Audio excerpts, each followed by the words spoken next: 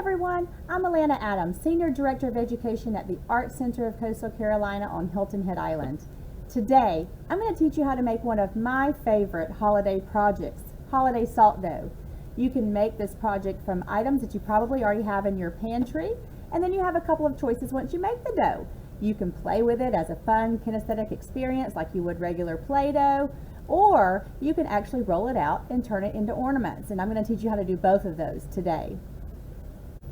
In order to make your basic salt dough recipe, you're going to need some all-purpose flour, salt, cream of tartar, vegetable oil, and then you'll need some measuring implements, a tablespoon and a cup. You'll also want to have a bowl to mix with and something to stir your mixture with. The recipe can be found in the attached PDF document called Holiday Salt Dough. We'll begin by making the basic recipe to get your salt dough going, but on the back there are some variations and we'll talk about some of those. This is how you're going to really make it a little bit more holiday. So you can make red peppermint salt dough or green peppermint salt dough or even gingerbread salt dough, one of my favorites. If you'd like to make your salt dough into the white vanilla snow variety, you'll also want to have on hand some vanilla and some kind of glitter. So you can either have white, or I've got a fun blue and white mixture for snow. If you'd like to make green peppermint salt dough, you'll want to have a little green food coloring and some mint extract. One of my favorites is the gingerbread variety, and in that case you're going to also want to have some ground ginger and some ground cinnamon. So you may choose to have one of these special recipe variations or to just make the basic white salt dough. The last thing that you're going to need is a pot or a cup that you can put in the microwave to boil your water with. And then finally, if you're going to make your salt dough into ornaments, you'll want to have a rolling pin of some sort and some cookie cutters. The last thing you'll want for that is a little straw. I find that this makes it super easy to put holes in the ornaments so that when they dry, you can put a ribbon through them. If you have it available, it's also a good idea to have some parchment paper, like when you're making cookies, so that your dough doesn't stick to the table. Step 1 is to measure out your dry ingredients and put them into your mixing bowl. We're going to start with 2 cups of flour,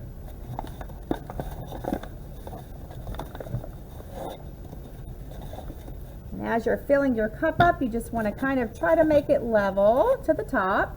It doesn't have to be quite as exact as it does when you're baking, but if you can get a nice level cup, that'll work best. So there's 1 cup of flour. Shake that out into my bowl, and then I'm going to refill it and do a 2nd cup of flour. Now, if you do one of the recipe variations, you are going to love playing with this dough. It's going to smell so good. You're not going to eat it, but of course, since we're using kitchen items, it wouldn't hurt you. We call that non-toxic. So I've got 2 cups of flour, and next I need to measure out 1 cup of salt.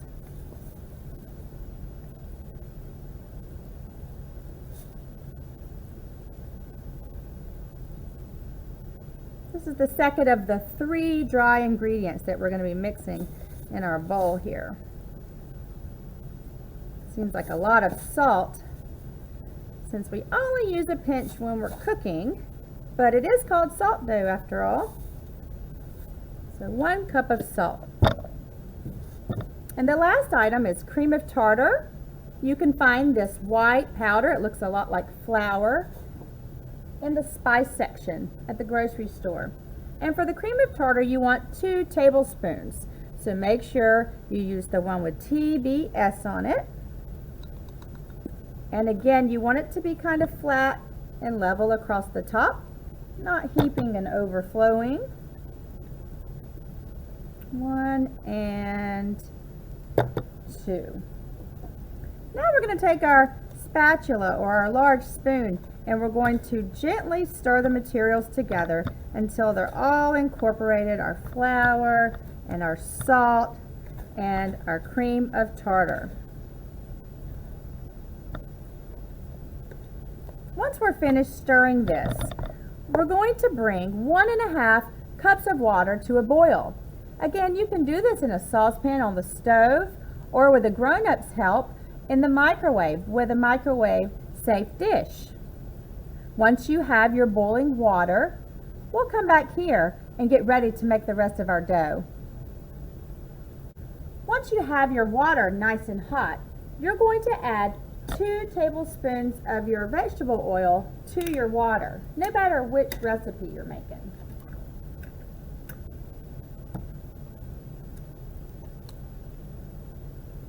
There's 1 and 2. Now it's time to decide if you are going to make a recipe variation to make it holiday salt dough, or if you're just going to make plain white salt dough and paint your ornaments later. If you're going to make white vanilla snow, you're going to want to add 1 tablespoon of vanilla extract to your pot of water. And then you're going to add white or blue sparkly glitter to your dry ingredients at this time. If you would like to make peppermint salt dough, you are going to add 2 tablespoons of mint or peppermint extract to your water, as well as a few drops of food coloring. That can be red or green, depending on what color you wanted to make it. The key is to remember, we add our dry ingredients to the dry ingredients, or any wet additions go into the pot of water. The other variation, and the one that I'm going to work with today, is the gingerbread variation. For this one, you're going to add 1 tablespoon of ground ginger and 2 tablespoons of ground cinnamon to the dry mix. Again, the rule of thumb is if you're adding dry ingredients, they go into the dry mix, and if you're adding any extracts for fragrance, they're going to go into the wet. So before I go any further, I'm going to go ahead and add my ginger and my cinnamon to my dry ingredients. So again, since I'm going to make the gingerbread variation, I am going to add 1 tablespoon of ground ginger to the dry ingredients in the bowl. Already smells so yummy. There's 1. Smells like gingerbread already. And I'm going to add 2 tablespoons of the cinnamon. And my dry ingredients go with my other dry ingredients. Make sure I get that all out there. And I'll put the lids back on so that I don't spill anything. Now, if you've added your cinnamon and ginger for your gingerbread variation, or if you've added glitter for your white vanilla snow variation, you're now going to stir it one more time to further incorporate all of your dry ingredients together in the bowl.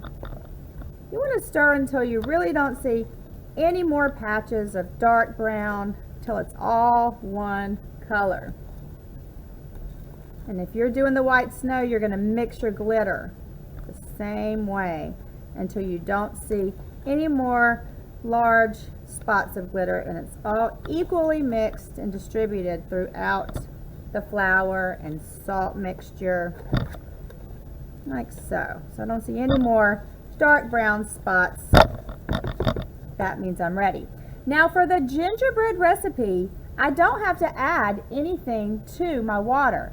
It already has a wonderful fragrant smell. Smells like gingerbread cookies.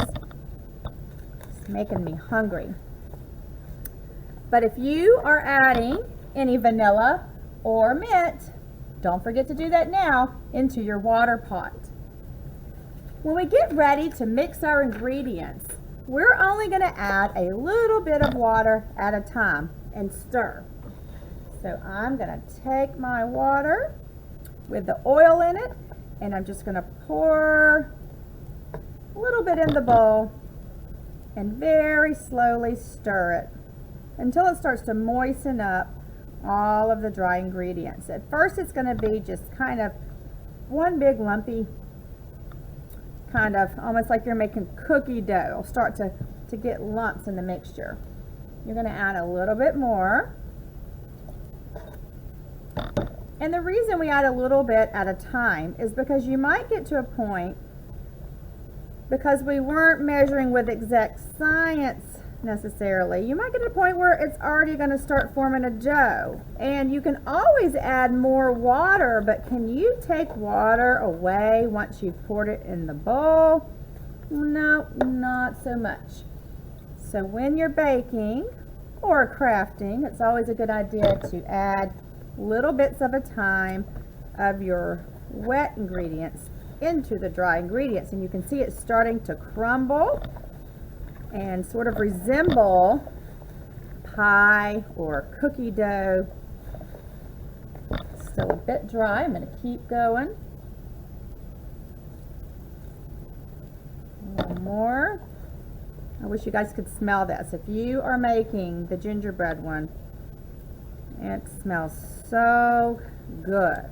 I'm sure your mints and vanillas do too if you're working on that variation. Alright, so still need to add a little more. If you have used up all of your water and it is still too dry, you can always go back and heat up some more water. We'll see how it goes here with the original 1.5 cups, but you'll notice in the recipe it does say approximately. Now mine is starting to sort of make a dough here. So what I'm going to do is go ahead and pull this off the spatula, and I'm going to put my hands in now and start kneading it with my hands and kind of squeezing it around. And what I'm trying to determine is, will this make one big ball here? I haven't added all of my water yet, so if it remains crumbly, I can go back and add that last bit of water, but mine's seeming like it might already be making a dough here. If you feel like it's not making a nice dough ball and it's too wet, then you can go back into your flour and you can add, again, just an itty bit at a time of flour, and that will start to dry it out a little bit. So this is going to be a little bit of an experimenting time right now. We're trying to make it like cookie dough. If you've ever made cookies, it should be a consistency where you're able to ball it up into a ball shape that's not too terribly sticky. It's not sticking to my hands, and it keeps its shape. Okay, so I think that's pretty good there. So the next thing I'm going to do is get out my parchment paper and cover my surface for the next step. At this time, now that your dough is finished, you can store it in a plastic bag or plastic container and play with it like Play-Doh. Another super cute idea is to take the dough and fill it up into a small little jelly or jam jar, tie some twine around the top, attach a cookie cutter, and these make super fun little gifts for your friends or for your classmates. But what we're going to do is go ahead and make a few ornaments out of the dough. So again, I've got my parchment paper down so that my dough doesn't stick. And I'm going to take a bit of my dough and squeeze it into a ball and kind of knead it. That means we're going to squeeze and roll just once again to make sure it's all mixed up well. And I'm going to use a rolling pin or a short piece of dowel to roll back and forth, just like you're making cookies. You're not going to want to eat these cookies though. All of that salt makes it taste super, super salty. There's nothing toxic in here, but I don't recommend you try it. I want you to see if you can get your dough rolled to a nice uniform thickness all over. You can use a larger rolling pin if you want. Now, if you're rolling and your dough is sticking to the rolling pin, then you need to put it back in the bowl and add just a bit more flour and continue to knead it. That just means it's a little bit too wet if it's sticking.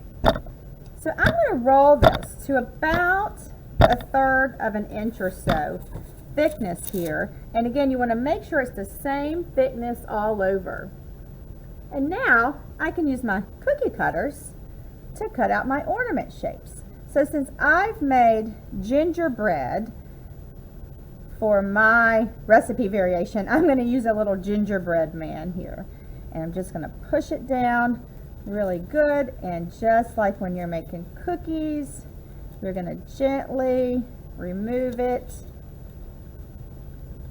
And now I have my first little dough man. I'm going to check my thickness. Make sure that they're not too thin. If they're too thin, they're going to have a tendency to be super duper fragile and break. Mine might even be a little bit thicker than I'd like. You want somewhere between 1/4 and 1/3 of an inch. So I might even roll just a little bit thinner.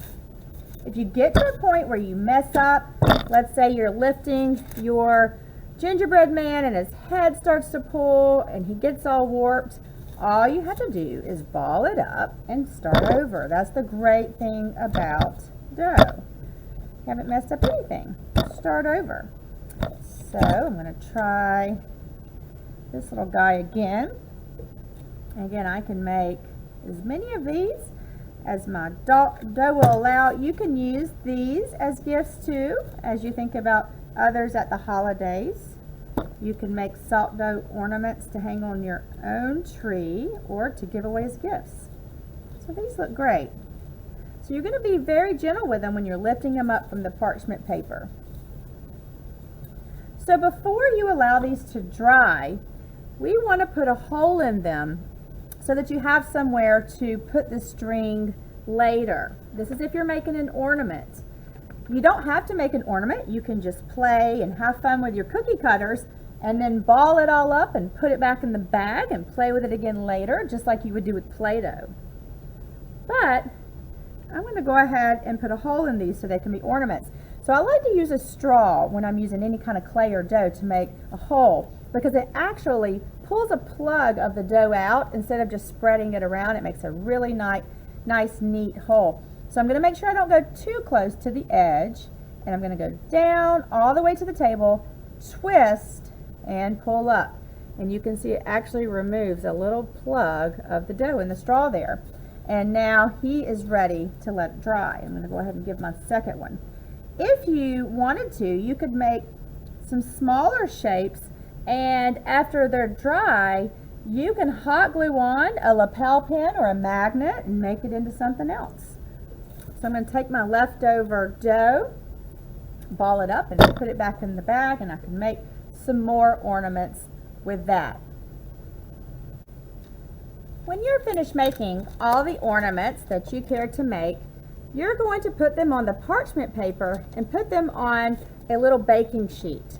And you have two choices here. You can either put this in a nice warm dry place for about 3 to 5 days, and these will completely dry out on their own. Or if you want to have them be dry a little bit faster, you could put them on the parchment paper in an oven at 225 degrees for approximately 3 hours. Now remember, we're just trying to dry these out, not bake them. So that's why you want to have such a low setting. If you've chosen to put your ornaments in the oven, again, you're going to bake them low and slow, and be sure to turn them over every 30 minutes or so that they dry out evenly. When your ornaments are all dry, you can add acrylic paint, glitter, ribbons, and other embellishments, and they'll be ready to tie to a gift, hang on your tree, or give away as a special treasure. I hope you had fun making your salt dough ornaments, courtesy of the Art Center of Coastal Carolina, and I hope you and your family have a happy holiday season.